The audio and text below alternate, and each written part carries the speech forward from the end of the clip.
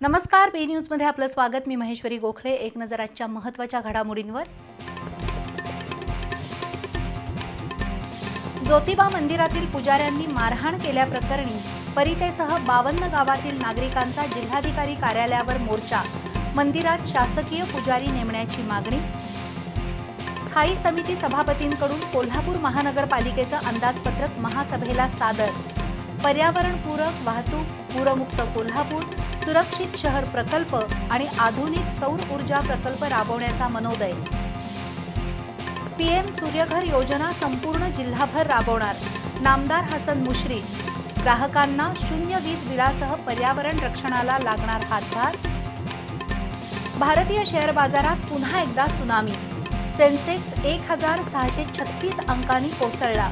गुंतवणूकदारांचं 10 लाख कोटी रुपयांचं नुकसान। डॉलरच्या तुलनेत भारतीय रुपया 95 रुपये 22 पैशांवर। आणि घरफोडी करणाऱ्या 3 संशयितांना स्थानिक गुन्हे अन्वेषण शाखेकडून अटक। 7 घरफोडीचे गुन्हे उघड। 10 तोळे सोनं, 230 ग्रॅम चांदी असा सुमारे 21 लाखांचा ऐवज जप्त।